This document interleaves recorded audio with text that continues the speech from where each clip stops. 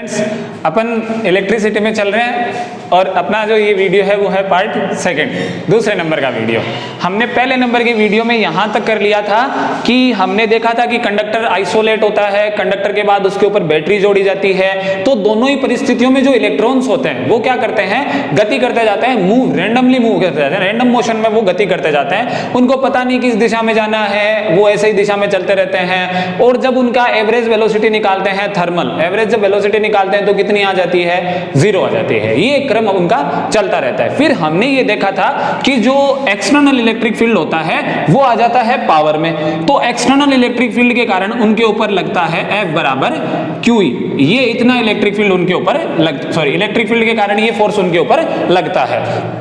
दोनों वीडियो को कंबाइंड देखना, दोनों वीडियो को साथ में YouTube पे अपलोड किए जाएंगे, फर्स्ट और सेकंड। दोनों वीडियो को जैसे ही कंबाइंड में देखोगे उतने में आपको ये कंसेप्ट पूरा समझ में आ जाएगा। F बराबर क्या लगा बच्चों, QE लगा। अब जब F बराबर इसके ऊपर QE फोर्स लग जाता है और हमें पता है कि ये फोर्स किसके ऊपर लग रहा है, इलेक्ट्रॉन के ऊपर। और इलेक्ट्रॉन क्या करते हैं, इलेक्ट्रिक फील्ड की अपोजिट डायरेक्शन में। इसका मतलब मैं क्या कर सकता हूं, F बराबर -QE कर सकता हूं F बराबर -QE। हाँ सर बिल्कुल कर सकते हो, कोई दिक्कत नहीं, कोई दिक्कत नहीं, दिक्कत आनी भी नहीं चाहिए ना, क्योंकि ये कंसेप्ट अपने को पता है। Q बराबर अपन क्या लिखते हैं इलेक्ट्रॉनों के लिए, E लिखते हैं, तभी तो माइनस लेंगे, तो F बराबर क्या आ जाएगा, -EE आ जाएगा। ओके, अब F क्या होता है, F ma होता है, ma is equals to -E, तो A इज इक्वल्स टू क्या आता है, -E अपॉन M। अब देखना मैंने क्या कहा था, हम उस ब्रांच को पढ़ने जा रहे हैं जिस ब्रांच में इलेक्ट्रॉन कांस्टेंट वेलोसिटी से मूव करेंगे, नॉट विथ एक्सेलरेटेड मोशन। किसके, कांस्टेंट वेलोसिटी से। बट यहां पे तो एक्सेलरेशन प्रोड्यूस हो गया सर, इसका मतलब आपकी बात की कंट्रोवर्सी खड़ी हो गई ना जी, कंट्रोवर्सी खड़ी नहीं होगी। कैसे नहीं होगी, थोड़ा सा वापस उस कथा पे जाते हैं जो कथा मैंने पीछे वाले वीडियो में बांधी थी। ओके, कौन से व्रत की कथा थी ये मेरे को नहीं पता, ध्यान देना बच्चों। क्या होता है कि जब ये कोई एटम है, ये एटम है, इस एटम से एक इलेक्ट्रॉन निकल जाता है, इलेक्ट्रॉन निकलते ही ये एटम बन जाता है कर्नल। क्या बन जाता है, कर्नल। कर्नल कौन सा, नोट सेना वाला कर्नल नहीं। कर्नल का मतलब इलेक्ट्रॉन त्याग देता है, एटम जो अपने से इलेक्ट्रॉन डोनेट कर देता है। यहां से इलेक्ट्रॉन निकला, ये इलेक्ट्रॉन अगले कोई कर्नल से जाके टकराएगा, क्योंकि एटम्स तो बहुत सारे होते हैं, हमें पता है कंडक्टर में बहुत सारे एटम होते हैं। तो एटम एक साथ में बहुत सारे एटम कर्नल बन जाते हैं। कर्नल का मतलब जिस एटम से इलेक्ट्रॉन निकला हुआ होता है, वो उसको कर्नल से रिप्रेजेंट कर रहे हैं। तो इसका मतलब कर्नल से इलेक्ट्रॉन निकले हुए होते हैं। अब दूसरे वाले इलेक्ट्रॉन्स भाग के आते हैं एक कर्नल की तरफ, वो इलेक्ट्रॉन का प्यासा होता है। प्यासा का मतलब उसके पास इलेक्ट्रॉनों की कमी होती है, तो वो एक इलेक्ट्रॉन आता है और खदेड़ देने से इससे चिपक जाता है। वो इलेक्ट्रॉन आता है तुरंत इससे चिपक जाता है। अब जब इलेक्ट्रॉन चिपक जाता है तो उसने अपनी सारी वेलोसिटी तो खो दी, फिर एक्सेलरेटेड कहां हुआ, अब उसको वापस थर्मल वेलोसिटी से स्टार्ट करना पड़ेगा। किससे स्टार्ट करना पड़ेगा, थर्मल वेलोसिटी से स्टार्ट करना पड़ेगा। मेरी बात को एकदम ध्यान से सुनना बच्चों, ये बहुत बड़ी कथा है। इस कथा का नाम बहुत छोटा सा है जो मैं आगे आपको बताऊंगा, दोबारा से सुनना। क्या हुआ था, इलेक्ट्रॉन एक एटम से निकला, एटम कर्नल बन गया। कर्नल मतलब नोट सेना वाला, त्यागा हुआ इलेक्ट्रॉन एटम, ठीक है, त्यागा हुआ एटम जिसने इलेक्ट्रॉन को त्याग दिया है। त्यागा हुआ एटम नहीं, इलेक्ट्रॉन त्यागा हुआ एटम, ठीक है, इलेक्ट्रॉन का त्याग करने वाला एटम, इलेक्ट्रॉन को डोनेट कर दिया है। अब जैसे ही उससे इलेक्ट्रॉन निकलता है तो वो कर्नल बन जाता है। वो इलेक्ट्रॉन आया, भाग के आया, आगे वाले कर्नल से टकराया। जैसे ही कर्नल से टकराया, उस कर्नल ने उस इलेक्ट्रॉन को एक्सेप्ट कर लिया। इलेक्ट्रॉन की सारी वेलोसिटी धूल में, मतलब 0, क्योंकि इलेक्ट्रॉन को रोक लिया उस कर्नल ने, दूसरे वाले कर्नल ने। अब वो वापस धीरे से उस कर्नल से निकलता है एनर्जी मिलते ही, और नई थर्मल एनर्जी से मोशन अपनी स्टार्ट करता है। इस प्रकार तेज चलो, रुको चलो, उसको एवरेज कांस्टेंट वेलोसिटी बोल दिया जाता है। अब ये कांस्टेंट वेलोसिटी किसके कारण आई है, एक्सटर्नल इलेक्ट्रिक फील्ड के कारण आई है। किसके कारण आई है बच्चों, एक्सटर्नल इलेक्ट्रिक फील्ड के कारण आई है। और जो इलेक्ट्रिक फील्ड के कारण इलेक्ट्रॉनों में इसकी अपोजिट डायरेक्शन में जो कांस्टेंट वेलोसिटी प्रोड्यूस होती है, इंड्यूस्ड होती है, उसका नाम होता है ड्रिफ्ट वेलोसिटी। क्या नाम होता है, ड्रिफ्ट वेलोसिटी, आपके किताब में दिया हुआ होगा अपवहन वेग। क्या दिया हुआ होगा? अपवहन वेग। अच्छी तरीके से देखना इस पूरी कथा को, 2 वीडियोस में मिला के इस पूरी कथा को अच्छी तरीके से देखना। बड़े बड़े वीडियो हैं पर कोई दिक्कत नहीं। ड्रिफ्ट वेलोसिटी क्या है दोबारा से सुनना। जब एक्सटर्नल फील्ड लगाया गया, इलेक्ट्रॉन भागे, उससे ऊपर बल लगाने पर कौन सा फोर्स लगा? ये रहा एक्सेलरेशन। इलेक्ट्रॉन भागे, इलेक्ट्रॉन भागते ही एटम से टकराए, जो कि एटम कर्नल था, कर्नल से टकराए, अपनी वेलोसिटी को खो दी, वापस थर्मल वेलोसिटी से स्टार्ट हुए, वापस दूसरे कर्नल से टकराए, वापस दूसरे कर्नल से टकराए, वापस अपनी वेलोसिटी खो दी, वापस थर्मल वेलोसिटी से स्टार्ट हुए, इससे एक्सेलरेट हुए और वापस अनदर कर्नल से कोलाइड किया, टक्कर किया और अपनी वेलोसिटी खो दी। इसका मतलब वो कांस्टेंट वेलोसिटी से इधर से उधर रैंडमली मूव कर रहे हैं। और उसी कांस्टेंट वेलोसिटी को क्या बोला जाता है बच्चों? Drift velocity. क्या बोला जाता है? क्या बोला जाता है? अपवहन वेग बोला जाता है। क्या बोला जाता है बच्चों? अपवहन वेग बोला जाता है। अब बात आती है कि अपवहन वेग की वैल्यू क्या होती है। हमें तो वैल्यू फाइंड आउट करनी है। अपवहन वेग की वैल्यू क्या होती है देखना। एक थोड़ी सी और थीम बनाता हूं यहां पे, कथा को थोड़ा सा और रोमांचक ले जाते हैं। क्या करते हैं देखना, होता क्या है, जैसे ये कोई कर्नल है, ये भी एक कर्नल है, ये भी एक कर्नल है, ये भी एक कर्नल है। एक इलेक्ट्रॉन यहां से आया, सीधा यहां टकराया, कोलाइड कर गया, टकरा के इस दिशा में गया, कोलाइड कर गया, वापस यहां आया, कोलाइड कर गया, वापस इस दिशा में गया। इलेक्ट्रॉन का डिस्प्लेसमेंट कितना हुआ बच्चों? इतना ही हुआ है इलेक्ट्रॉन का डिस्प्लेसमेंट, ज्यादा इलेक्ट्रॉन का डिस्प्लेसमेंट नहीं हुआ है, क्योंकि वो जैसे ही कोलाइड करके नई मोशन स्टार्ट करता है, किससे करता है? थर्मल एनर्जी से। किससे करता है? थर्मल। क्योंकि इस एक्सेलरेशन के कारण मिलने वाली वेलोसिटी तो ये टक्कर करते ही खो देता है, टक्कर करते ही खो देता है, उसको ज्यादा वेलोसिटी नहीं मिल पाती है। वो कहां से मिलती है? थर्मल एनर्जी से मिलती है। कहां से? थर्मल एनर्जी से। और थर्मल एनर्जी से तो एवरेज वेलोसिटी कितनी होती है? 0। हम जानते हैं सर, क्योंकि हमने पीछे वाली कथा में सुना है आपको बोलते हुए। ओके, अब देखना आगे क्या होता है। इलेक्ट्रॉन टकराया, अब ये दो इसकी क्या है? दो इसकी प्रोग्रेसिव कोलिजन है, दो इसकी सक्सेसिव कोलिजन है। दो सक्सेसिव कोलिजन के बीच में जो डिस्टेंस तय करता है उसको बोला जाता है फ्री पाथ। लैम्डा से डिनोट किया जाता है। क्या बोला जाता है? फ्री पाथ बोला जाता है। The distance covered by an electron between two successive collision in a conductor is known as free path of that electron. किसी भी इलेक्ट्रॉन के द्वारा दो लगातार टक्करों के बीच तय की गई दूरी को माध्य पथ बोला जाता है। इनके बीच के टाइम को बोला जाता है टो। क्या बोला जाता है? टो। टो किसको बोला जाता है? टो को बोलते हैं, इसको बोलते हैं फ्री पाथ। थोड़ी सी समझने की मेरी कोशिश करना। फ्री पाथ इसको बोलते हैं रिलैक्सेशन टाइम। क्या बोला जाता है? रिलैक्सेशन टाइम, विश्रांति काल। क्या बोला जाता है? विश्रांति काल। माध्य पथ, विश्रांति काल। विश्रांति काल क्या होता है? द टाइम टेकन बाय या time between two successive collision taken by an electron. Electron के द्वारा दो लगातार टक्करों के बीच में लिया गया समय क्या कहलाता है? रिलैक्सेशन टाइम कहलाता है। बच्चों सारी थीम को समझना मेरी बात। पता है आपको इलेक्ट्रॉन भागेंगे टक्कर करेंगे, भागेंगे टक्कर करेंगे, भागेंगे टक्कर करेंगे, ये सब बात आप भली भांति जानते हो क्योंकि हम पीछे चर्चा करके आ चुके हैं। आई मेरी बात समझ में? अब इलेक्ट्रॉन जब भागेंगे तो दो सक्सेसिव कोलिजन के बीच में, दो सक्सेसिव कोलिजन के बीच में वो डिस्टेंस कवर करेंगे। उस डिस्टेंस को क्या बोलेंगे? फ्री पाथ बोलेंगे। क्या बोलेंगे बच्चों? फ्री पाथ बोलेंगे। आई मेरी बात समझ में? ओके। टो क्या होता है? टो का मतलब क्या होता है? टो का मतलब होता है रिलैक्सेशन टाइम।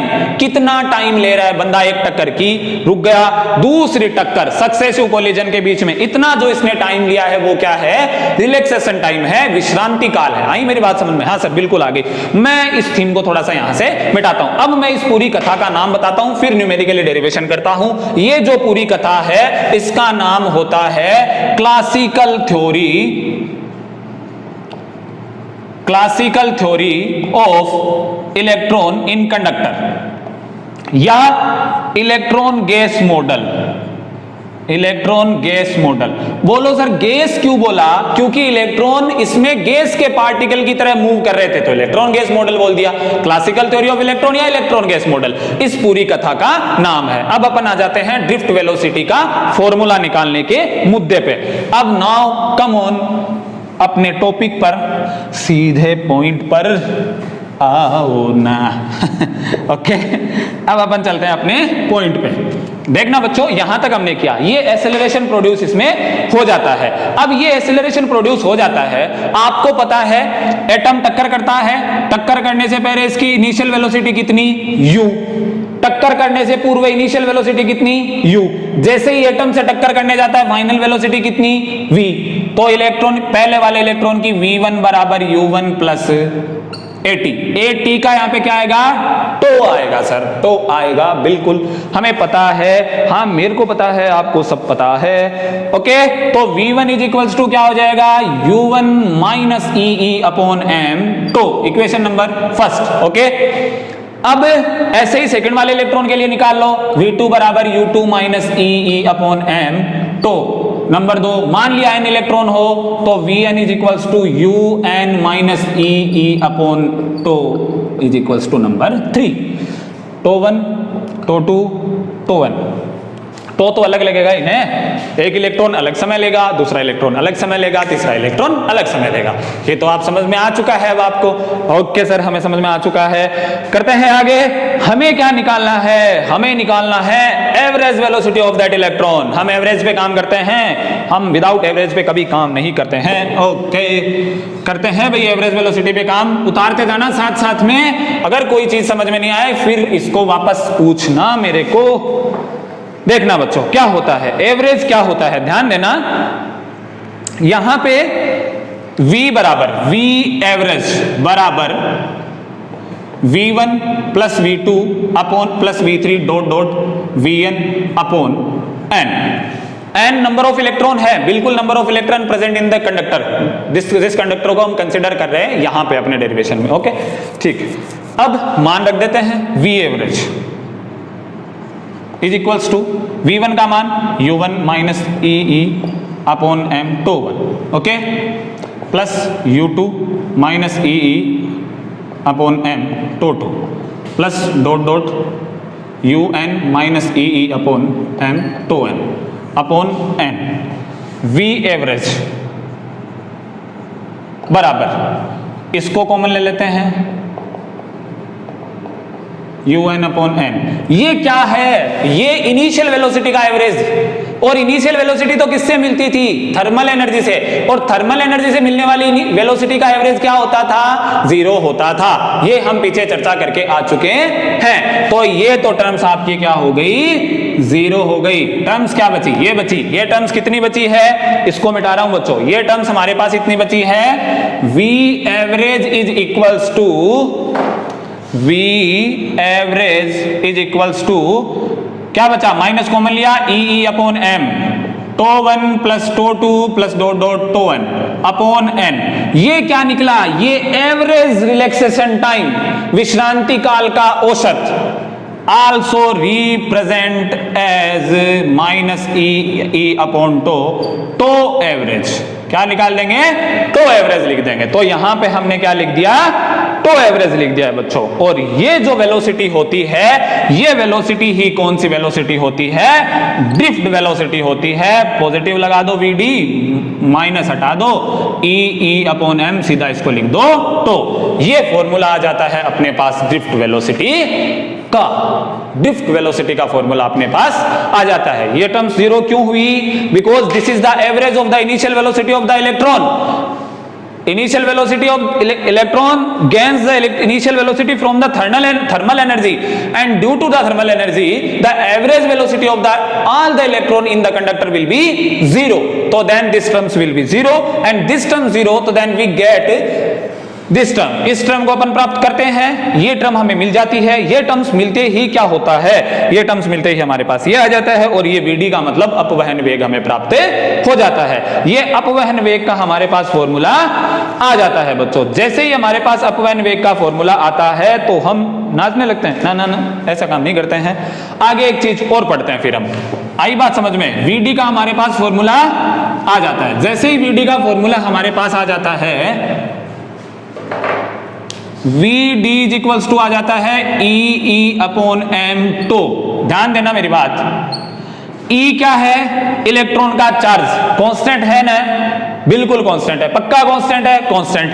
m क्या है, मास ऑफ इलेक्ट्रॉन, कांस्टेंट है ना, है सर कांस्टेंट। तो क्या है, E जो कैपिटल E, इलेक्ट्रिक फील्ड लगाया हुआ है, कांस्टेंट है ना, है। इसका मतलब ये पूरी क्वांटिटी क्या है, कांस्टेंट है पूरी क्वांटिटी। और जब पूरी क्वांटिटी कांस्टेंट है तो इसको एक अलग नाम से डिफाइन करते हैं, म्यू से, और म्यू को बोला जाता है मोबिलिटी ऑफ इलेक्ट्रॉन। क्या बोला जाता है, मोबिलिटी ऑफ इलेक्ट्रॉन। क्या बोला जाता है बच्चों, मोबिलिटी ऑफ इलेक्ट्रॉन। सॉरी बेटा, स्पेलिंग में थोड़ी गलती हो गई, मोबिलिटी ऑफ इलेक्ट्रॉन। क्या बोला जाता है, मोबिलिटी ऑफ इलेक्ट्रॉन बोला जाता है। आई मेरी बात समझ में, म्यू को, तो म्यू का फॉर्मूला क्या हो गया, E अपॉन m। तो Vd इज प्रोपोर्शनल टू क्या हो गया, E हो गया। इसका मतलब अपवहन जो वेग होता है वो इलेक्ट्रिक फील्ड के डायरेक्टली प्रोपोर्शनल होता है। और ये तो मैं आपको बता चुका हूं कि अपवहन वेग वो कांस्टेंट वेलोसिटी होती है जो इलेक्ट्रिक फील्ड के कारण इलेक्ट्रॉनों को मिलती है उसके अपोजिट डायरेक्शन में, तो इसके डायरेक्टली प्रोपोर्शनल हो जाता है। यहां पे माइनस का साइन नहीं लगा रहे, बिकॉज यहां पे हम केवल मैग्नीट्यूड की चर्चा कर रहे हैं, नोट ऑन डायरेक्शन। ये क्या है, ड्रिफ्ट वेलोसिटी हमें अचीव हो गई है, और ये मोबिलिटी है। अब मोबिलिटी की यूनिट वगैरह तो आप फाइंड आउट कर सकते हो बच्चों, इलेक्ट्रॉन का चार्ज है, इलेक्ट्रिक फील्ड है, मास है, तो ये तो डिपेंड आपके ऊपर करता है कि आप इसको कैसे फाइंड आउट करते हो। ओके, मेरी बात आ गई समझ में, ये होता है अपना मोबिलिटी। अब हम आगे थोड़ा सा और बढ़ाएंगे इसको, न्यूमेरिकलाइज ही न्यूमेरिकलाइज है। कथा तो मेन मोस्ट इंपोर्टेंट कथा इलेक्ट्रॉन गैस मॉडल को मैंने समाप्त कर दिया है। ये इलेक्ट्रॉन गैस मॉडल समाप्त होते, इसका मतलब अगर ये आपको समझ में आ गया, इसका मतलब राम राजी हो गया आपका एकदम अच्छे से। ठीक है, मोबिलिटी तक समझो, फिर अपन आगे की नेक्स्ट वीडियोस में चर्चा करेंगे। Thank you.